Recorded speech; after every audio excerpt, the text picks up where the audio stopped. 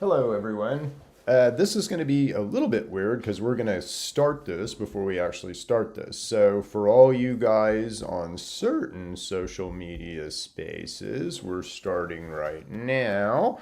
For those of you on Facebook, you don't know that we've started yet, and we're getting ready to start. So, you guys get to see how we get to start Facebook here, too, which is kind of cool. Anyway, we're going to get that going right now. And then we'll go live on Facebook and we'll do our intros and stuff. But you guys are getting the special stuff even pre-intro, which is kind of cool, right? So here we go. Good morning, everyone. If you're listening on Facebook, we're going live now. If you're listening on YouTube or other platforms, we went live just a second ago. But welcome to this episode of Chip Talks Podcast. Today we've got an exciting episode. So we're going to be talking about AI and AI in healthcare. And this is a vast topic. There's lots of innovations happening in AI right now. Many things going on, right? So if you're following this at all, or if you've played around with things like Chat GPT, it's amazing, really is, and we'll talk about this during the presentation. But how does this relate to healthcare, and how does this relate to you and how you work? That's some interesting discussion. So right now there are some things being done, and again we'll talk about a little bit more detail in the presentation. But there are some things being done in AI in healthcare, but they're kind of low-hanging fruit. They're easy things. No one's really tackled the big thing yet, and that's what I want to talk to you guys about, because we really need to tackle the big thing. And the big thing is going to take some work. It's going to take some trial and error. Like, it's not going to be right off the bat. But it might be mostly right off the bat. So anyway, let's talk about that, shall we? Let's dive right on in. So we're going to talk about AI technologies today. Woohoo! If you go out to NIH, and I always like to kind of start my little digs or research, or when I'm looking for information, I always like to start with NIH because there's obviously a ton of good research out there. Very reputable scientists have done it, and usually it's published in peer-reviewed journals.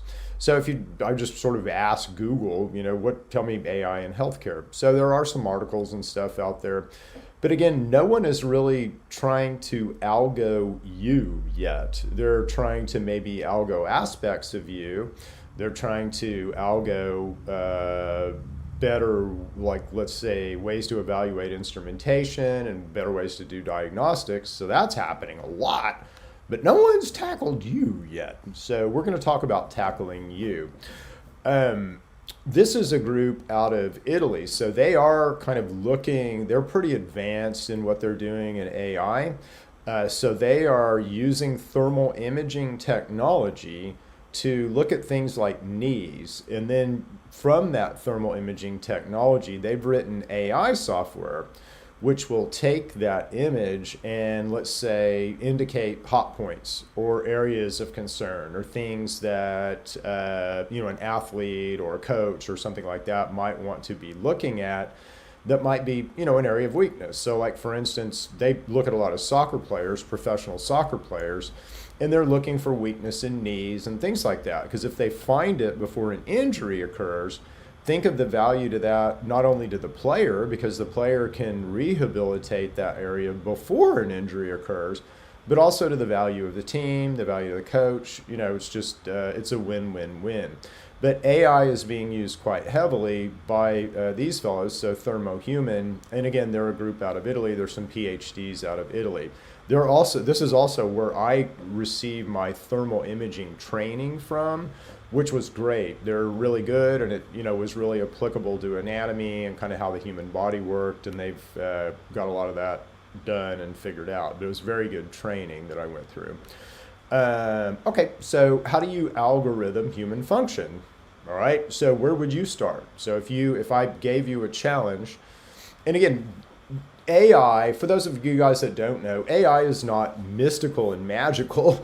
It takes an algorithm, right? It takes a recipe. So it doesn't matter what you're looking at. It might be open the door, right? So you have to be able to algorithm open the door. So I extend my hand, I open my hand, I grip the knob, I turn the knob, I pull the knob, the door opens, right? So you have to be able to algorithm anything to be able to have AI.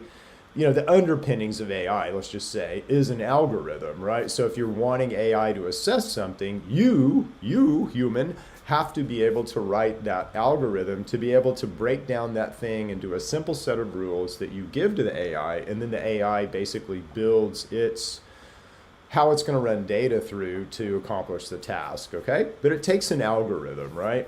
So, when we look at human function, can you algorithm human function? Can you algorithm how you work?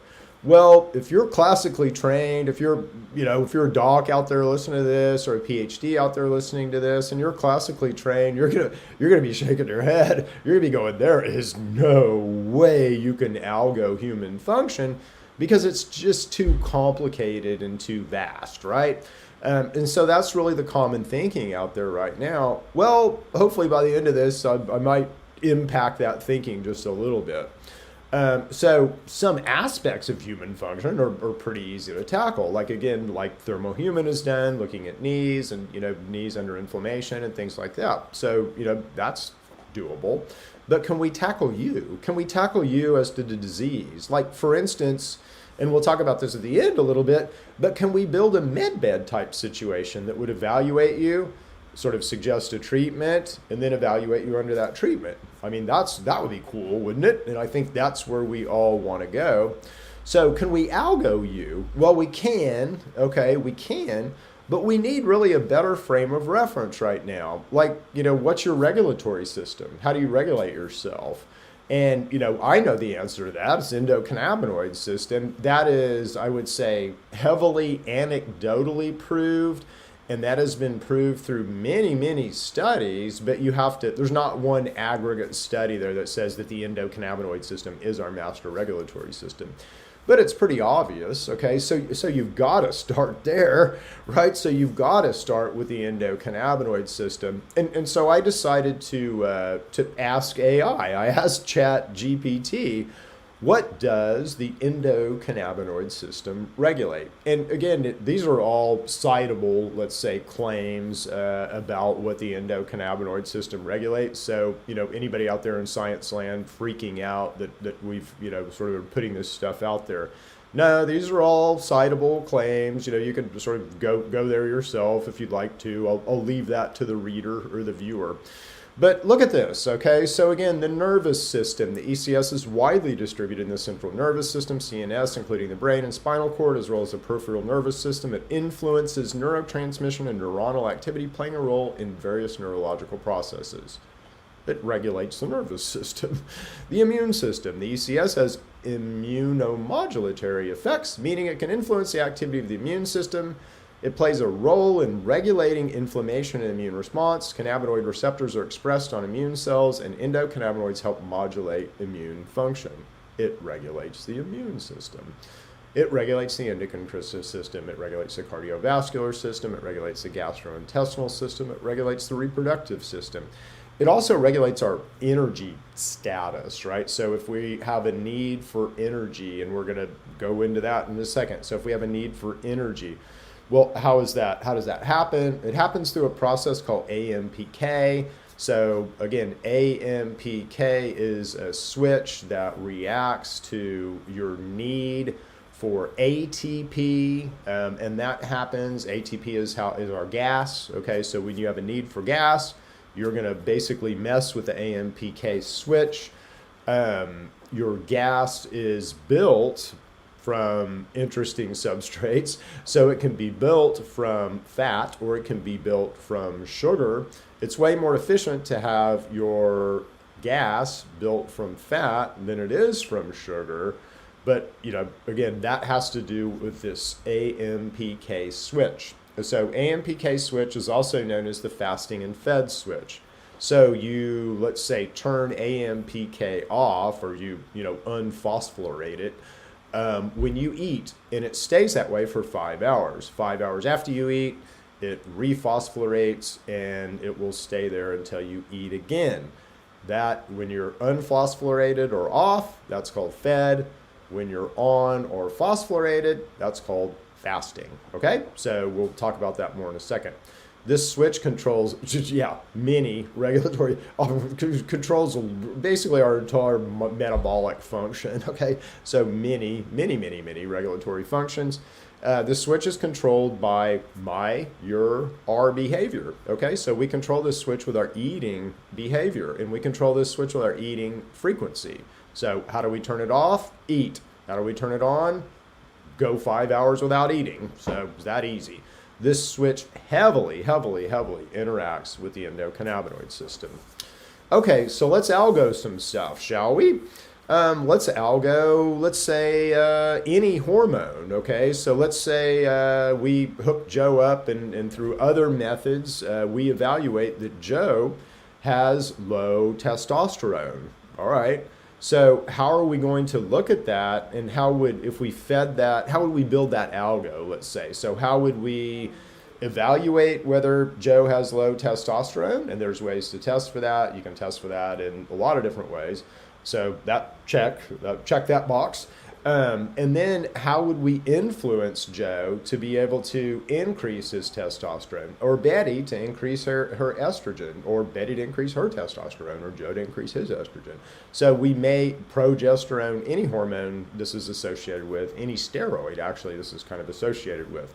So how do we influence? What is the algo? Well, it turns out that AMPK is a very important part of how you deal with and how you build hormones and steroids. So how does this work?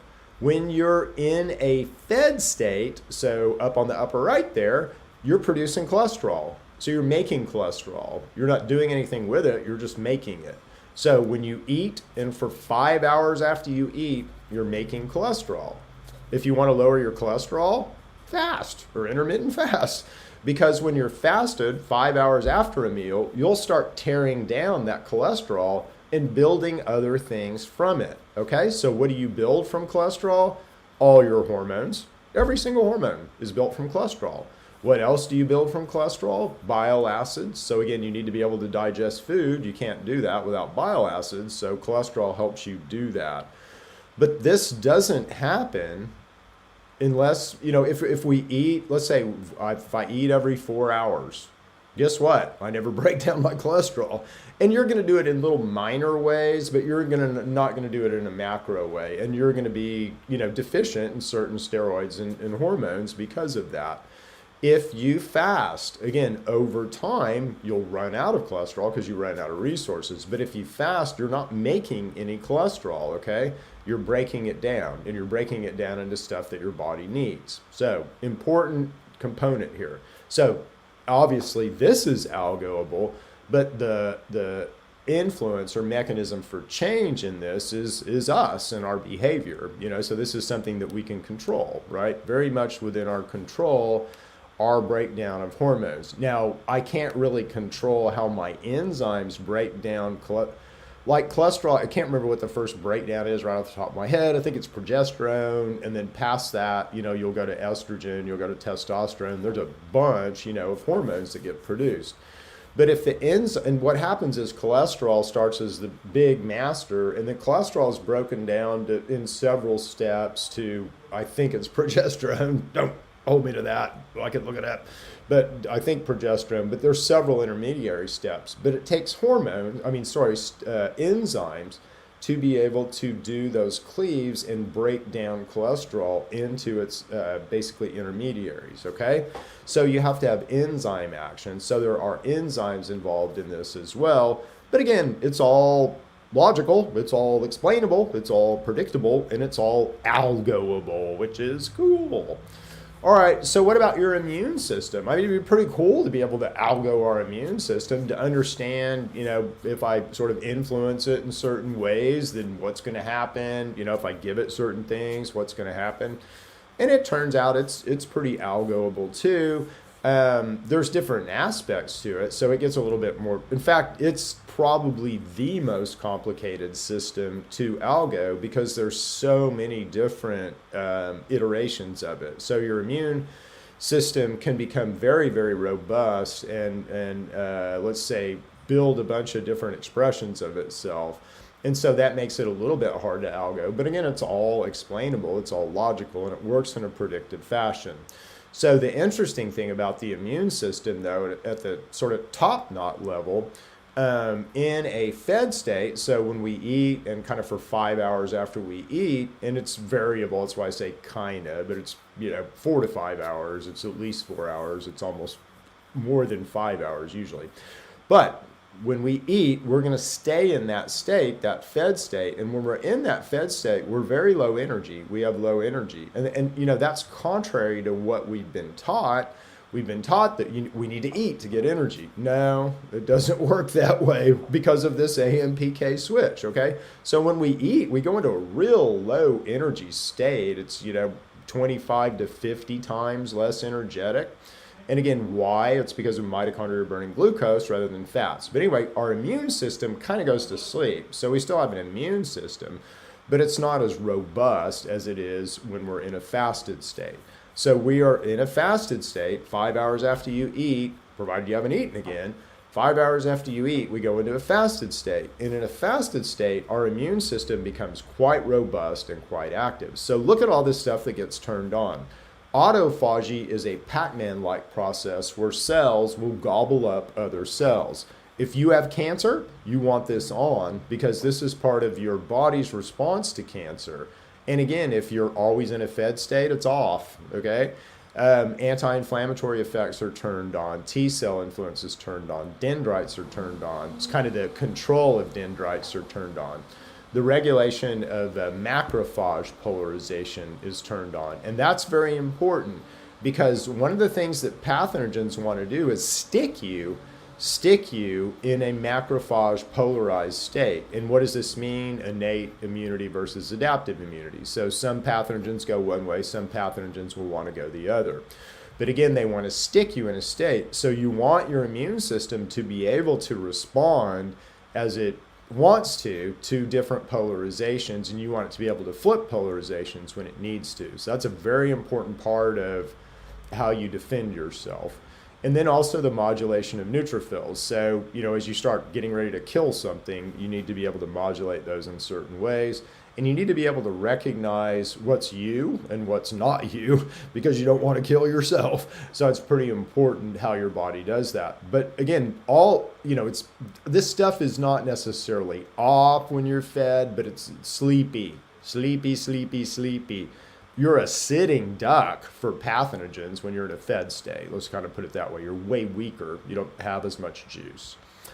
All right, so what about the endocannabinoid system? Well, this is really cool. And to me, this is sort of the, again, when you're building an algorithm and you're looking for an algorithm, you're always looking for that, kind of top of the decision tree. You're looking for the, place to start. And that's important. You can't really build an algo or build a decision tree without the top of the tree. So what is the top of the tree?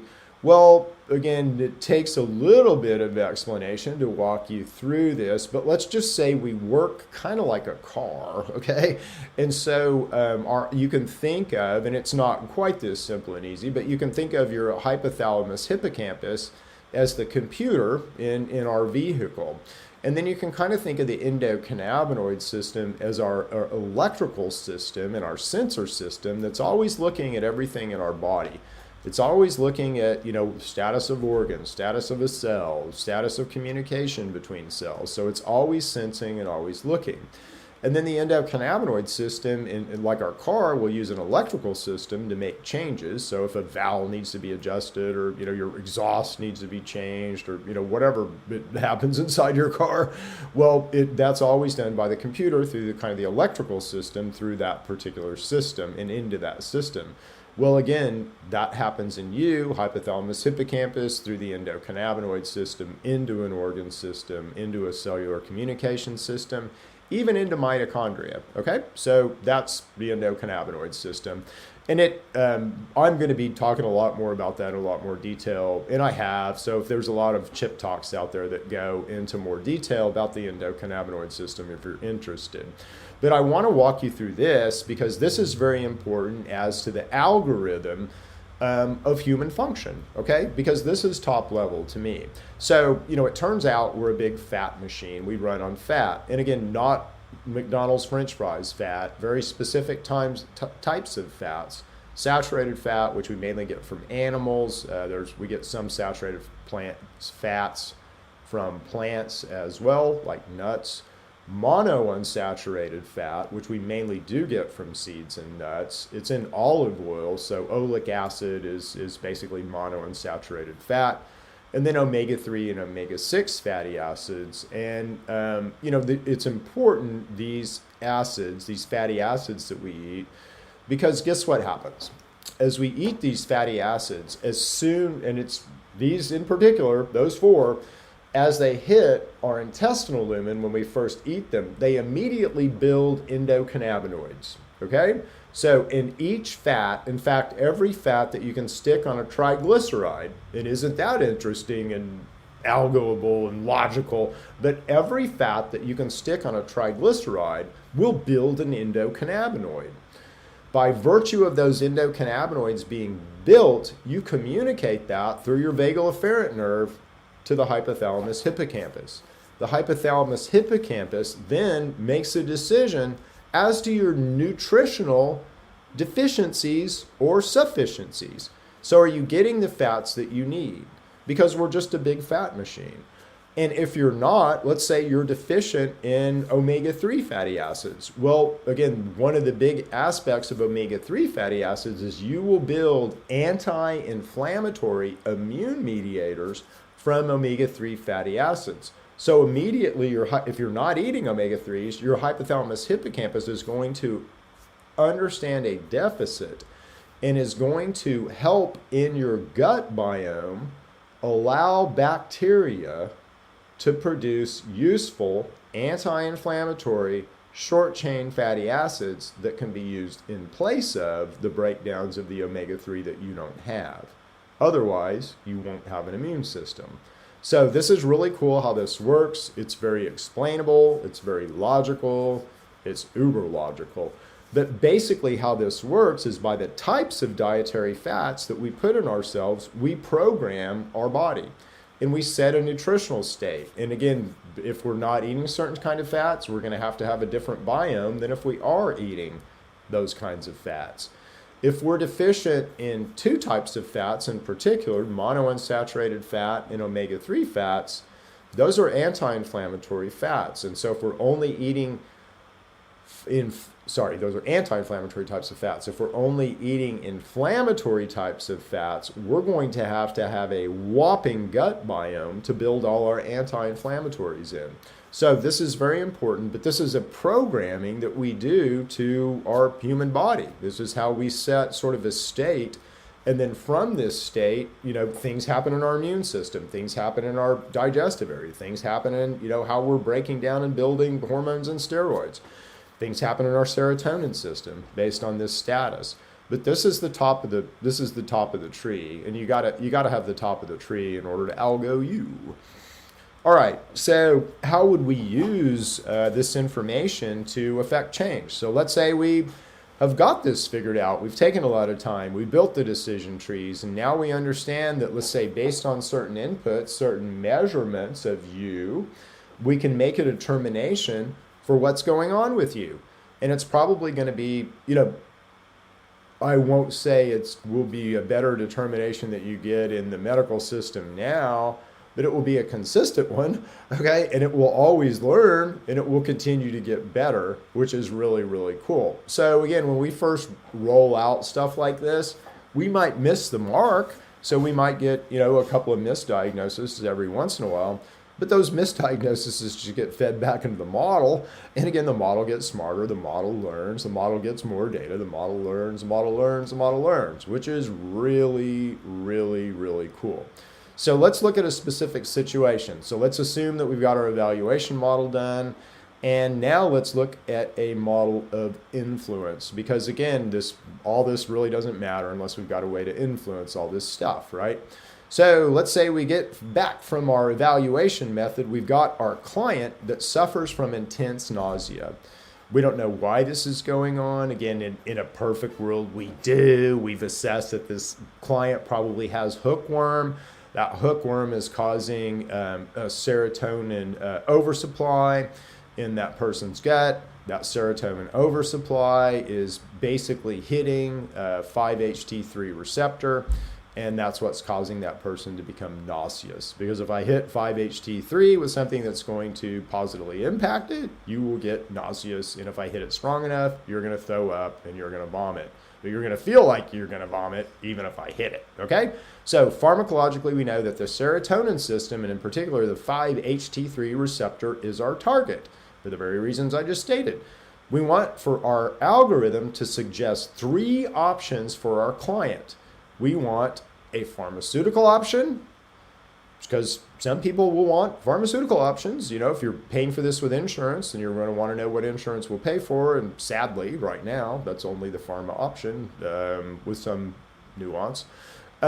We might want a natural products option. So that's me. I want to go through God's system, this beautiful system that God has built us for our health. And I want to look at my options out here in nature. I want to see what my natural solutions are. Or you might want a cannabis option. So a lot of people are not kind of to the place of God built us this great natural system out here, and there's lots of plants that will help us. A lot of people are kind of seeing that, but just through the lens of cannabis, which is fine because cannabis can do a whole lot of stuff. So we can also produce a cannabis option. Okay, so let's consider this. And if we look at pharma, so there's some well-known HT3 blockers or antagonists. And so you can see the names of those guys there. I won't even begin to try to pronounce them. On the natural product side, we know that there's 5-HT3 antagonists or partial blockers that do this very naturally and really don't impact too much other systems. With the pharma drugs, we don't, we want to, if for our particular client, it's their gut. We don't want to impact their brain really, or not in any negative way, certainly. And again, with the pharma drugs, we're not sure because those are very specific drugs to that receptor. With natural products, we know that we can tolerate these anyway. So you can eat ginger no matter what, or turmeric or peppermint. Those are very nice, kind, benign things to you. But it turns out that they have very specific action at this neuroreceptor, at the serotonin 5-HT3 neuroreceptor, and they will block it. Okay, so they would provide relief to our client. And then the last area is cannabis. So let's say our client is insistent that they must use cannabis for this issue. Well, it turns out that THC in particular blocks the 5-HT3 neuroreceptor. Okay?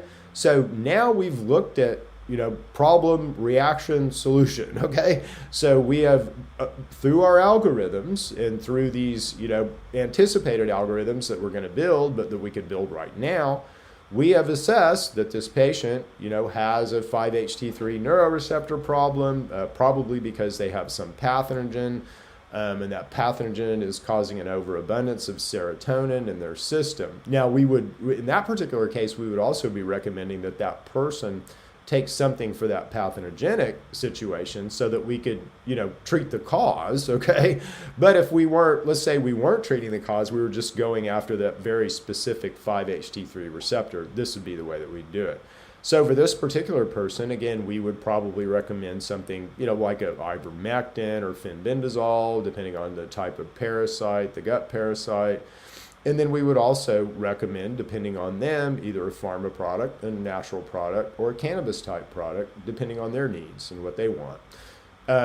In a perfect world, we'd manage them through this, and then we'd look at maintenance of what they do so they never get in the same situation again, okay?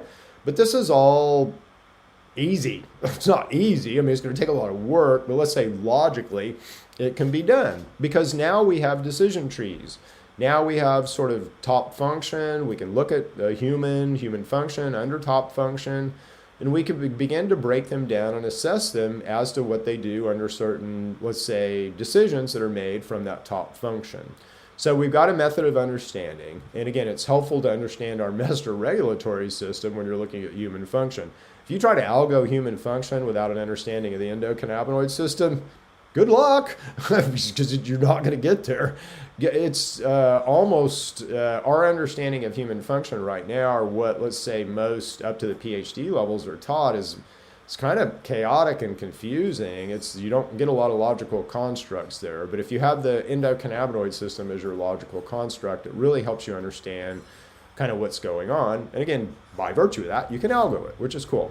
You also need a method of understanding, which must lead to a system of monitoring and influence. Okay, so we need let's say, a logical frame of reference to put this in. To me, a car is a good logical frame of reference to be able to understand kind of how you work and explain how you work, and it's a good way to kind of do it. And it turns out we work a lot like that.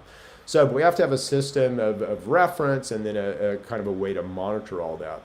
And then our system needs to feed back on itself so it can learn from mistakes. So as we're building this AI system, we have to build it where it understands where it made a mistake and what mistake it made, and then teach it how basically where it erred. And so that will need to be part of building the system of the future, let's say.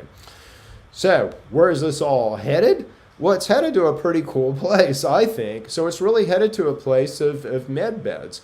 So wouldn't it be cool if we could just get in and lie down on a bed, and that bed would scan us and assess us?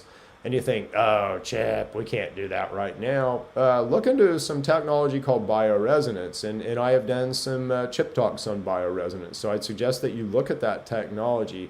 Bioresonance technology is awesome, awesome, awesome, and is a way in frequency that your health can be assessed. I can, through bioresonance, you can look at the health of a liver, you can look at the frequency of a liver, basically, and see if that liver's off or on that frequency, that healthy frequency. And healthy has been determined, through the methods. So there's absolutely a method of diagnosing you. And then past that, we would need to algo that diagnosis and then look at a system and method of influence to be able to help you, right? And so I'm pretty sure we can do that through pharma, through natural products, and through cannabis if we wanted to. So the Medbed could eventually probably treat you in frequency, and that's probably where all this is headed, but it certainly could recommend you, actionable items when you left that situation. So isn't that cool? Isn't that cool stuff? So we're on the verge of this. We're right on the verge of this. And again, if anyone out there is frisky and wants to help, I can move the needle pretty far here. Again, I'm not a Python programmer, but I have the algo, and the algorithm is the kind of the most important thing here. So we'll leave it there for now.